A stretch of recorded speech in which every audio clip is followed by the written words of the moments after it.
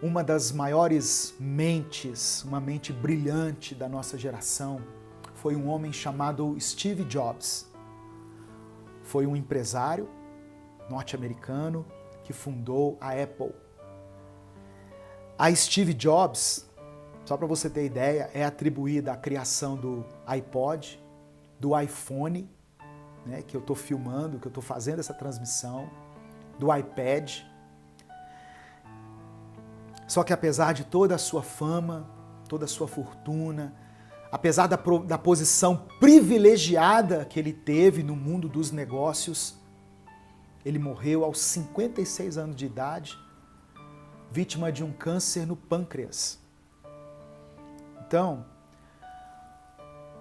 um homem pode ser entendedor das mais profundas ciências dessa vida, mas se ele não conhecer ao Criador Supremo, se ele morrer sem conhecer a Deus, eu não estou dizendo que Steve Jobs foi condenado, não é isso. Eu não tenho autoridade para falar isso aqui, eu não conheço a vida dele, não o conheci pessoalmente, tá? Mas um homem que entender muito dessa vida, mas não conhecer nada da vida eterna, ele corre um grande perigo. Por isso que a palavra do Senhor diz assim, em Salmo 111, verso 10, o temor do Senhor é o princípio da sabedoria. Força e poder estão entre as coisas que mais fascinam as pessoas. Mas por mais que um homem acredite que ele seja forte, que ele tenha poder, governo sobre muitas coisas, na verdade, todo governo, toda autoridade pertencem a Deus. Quando um dos maiores reis do passado, mencionados na Bíblia, chamado Nabucodonosor, que era rei na Babilônia, quando ele resolveu se gloriar pela sua força, Deus deu a ele um castigo e fez com que ele passasse um bom período comendo capim, igual um animal, para que ele soubesse que o nosso Deus, o Altíssimo, é quem domina sobre o reino dos homens. E ele dá o governo a quem ele quer. E a terceira coisa mencionada por Jeremias são as riquezas. No regime capitalista, em que a maioria do mundo vive hoje, não tem nada que fascine mais as pessoas do que o poder do dinheiro, o poder das riquezas. E é interessante que a Bíblia diz que lá na Nova Jerusalém, as ruas serão de ouro. O ouro lá no céu é para a gente pisar em cima dele. Hoje, nós pisamos nas pessoas por causa do dinheiro, mas lá na eternidade, o ouro é para nós pisarmos, é para nós caminharmos acima dele. Então, no regime capitalista, as pessoas se orgulham do poder que tem de adquirir as coisas, de comprar tudo aquilo que desejam. A Bíblia fala sobre um homem que também estava fascinado pelas suas riquezas. Só que houve um dia em que pediram a ele a sua alma. E naquele momento em que a alma dele foi pedida, a riqueza que ele tinha não valeu de mais nada. E diante dessa citação, Jesus nos faz refletir sobre uma questão. Em Mateus capítulo 16, no verso 26, Jesus diz assim: que aproveita ao homem ganhar o mundo inteiro se perder a sua alma? Ou que dará o homem em recompensa da sua alma?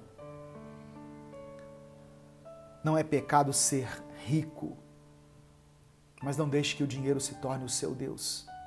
E pense na vida eterna. Pense em acumular tesouros nos céus. Na parábola do semeador, lembra? Quando Jesus fala, eis que o semeador saiu a semear. Naquela parábola, Jesus, quando explicou a parábola, ele disse que um dos motivos pelos quais a semente, que era a palavra de Deus, não frutificou, foi o engano das riquezas. O excesso de riquezas leva as pessoas a acreditarem que não precisam de Deus.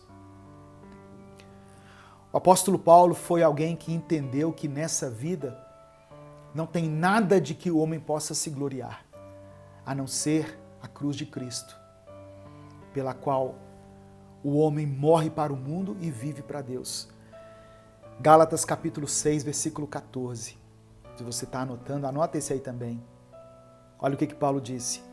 Mas longe esteja de mim gloriar-me, a não ser na cruz de nosso Senhor Jesus Cristo, pelo qual o mundo está crucificado para mim e eu para o mundo, em busca da glória.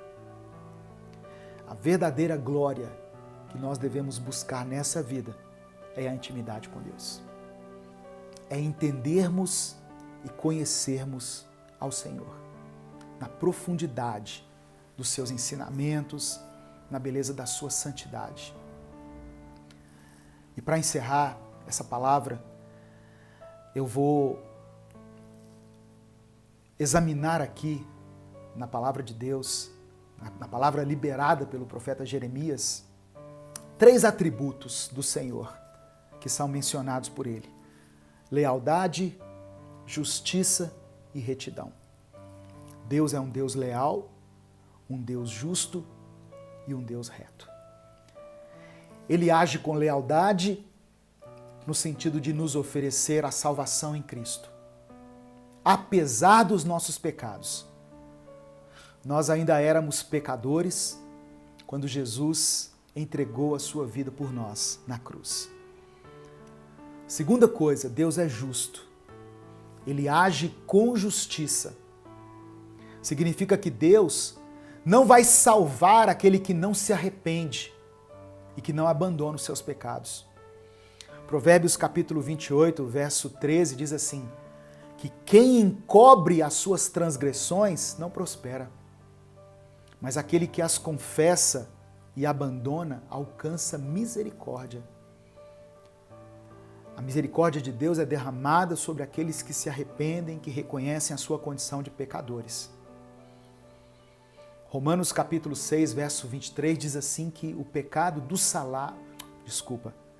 salário do pecado é a morte. Romanos capítulo 6, verso 23 diz que o salário do pecado é a morte, mas o dom gratuito de Deus é a vida eterna em Cristo Jesus, nosso Senhor. E o terceiro atributo de Deus, citado por Jeremias, é a retidão. Significa que Deus é um Deus reto. E Deus não vai mudar ou adaptar a sua lei para agradar alguém. Muitas pessoas querem adaptar a Bíblia de acordo com a sua conveniência, mas Deus não muda. Olha o que ele diz em Malaquias 3, versos 6 e 7. Eu, o Senhor, não mudo. Por isso vocês, descendentes de Jacó, não foram destruídos.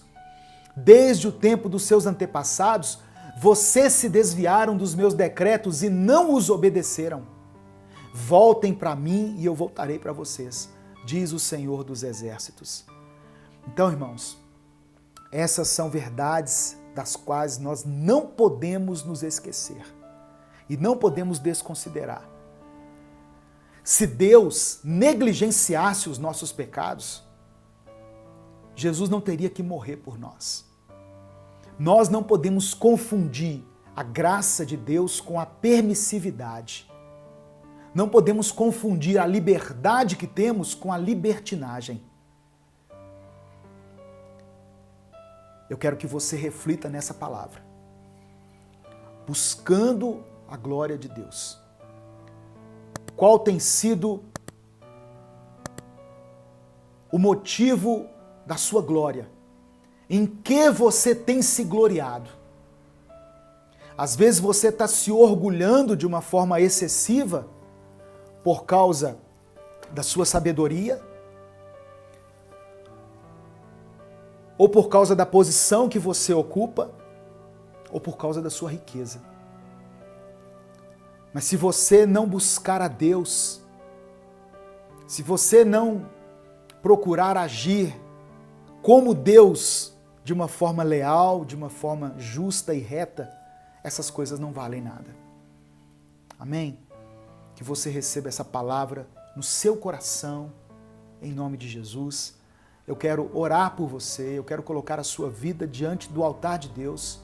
Coloque nos comentários aqui o seu pedido de oração. Coloque aquilo que tem te afligido, aquela situação que você que tem tirado a sua paz, tirado o seu sono, e nós vamos orar. Eu vou orar por você e pela sua família, onde você estiver. Obrigado a todos que se tornaram membros durante essa transmissão, aos que ofertaram aí no Superchat, e aqueles que compartilharam essa palavra com os seus contatos. Amém? Feche os seus olhos, curva a sua cabeça e vamos falar com Deus nesse momento. Pai amado e querido, nós te damos graças, Senhor, pelo teu amor, pelo teu perdão, pela tua graça e misericórdia. Nos perdoe porque muitas vezes, Senhor, nós temos nos orgulhado da nossa sabedoria, sendo que reconhecemos que tudo que temos, tudo que somos, foi dado pelo Senhor. Não poderíamos receber nada se do céu não nos fosse dado. O Senhor é aquele que nos dá todas as coisas, aquele que supre as nossas necessidades, aquele que conhece a nossa vida, o nosso ser. Por isso, se existe algum tipo de sabedoria, de conhecimento em nós, nós consagramos a Ti, reconhecemos que vem de Ti e que isso não nos faça mais orgulhosos ou com o sentimento de acharmos que somos superiores a alguém. Ó Deus, muitas vezes também temos nos orgulhado, nos gloriado na nossa posição, mas reconhecemos que não somos nada se o Senhor não tivesse nos dado essa autoridade. Por isso nós te pedimos que sonde o nosso coração e coloca dentro de nós a humildade através do teu Espírito Santo. E de todos aqueles que estiverem assistindo, ouvindo essa palavra. Ó Deus, e não queremos também nos gloriar nas nossas riquezas. Se temos tido o nosso sustento, o nosso alimento, se temos um teto, se temos móveis dentro da nossa casa, se temos uma casa, é porque o Senhor é quem nos concede todas essas coisas. Sabemos que tudo isso vai passar. Tudo isso um dia será deixado aqui na terra. Por isso te pedimos que o Senhor coloque em nós esse senso de eternidade, para que nós possamos valorizar aquilo que realmente importa, aquilo que realmente te agrada. Que a nossa vida seja um referencial para que as pessoas te conheçam, para que as pessoas conheçam a Jesus. Visita, Senhor, esse irmão, essa irmã que colocaram aqui nos comentários o seu pedido de oração. Toca nessa família, resolva essa situação, dê a ele e a ela força e sabedoria para suportarem essa dor, essa adversidade, para que eles sejam vitoriosos, ó Deus. Coloca paz no coração desse pai, dessa mãe em relação a esse filho. Que a nossa família seja consagrada ao Senhor. Os nossos filhos estão entregues ao Senhor. A palavra do Senhor diz que eles são como flechas nas mãos do arqueiro, então que eles atinjam o alvo. Deus, restaura esse casamento, esse relacionamento, que esse casal possa se entender, possa se amar, possa se perdoar, que haja reconciliação na vida deles. É o que eu te peço no nome de Jesus. Amém e amém. O Senhor te abençoe e te guarde. O Senhor faça resplandecer o seu rosto sobre ti e tenha misericórdia de ti. O Senhor sobre ti estenda a tua face e te dê a paz. Que Deus te abençoe. Até o nosso próximo culto, se Deus permitir. Em nome de Jesus.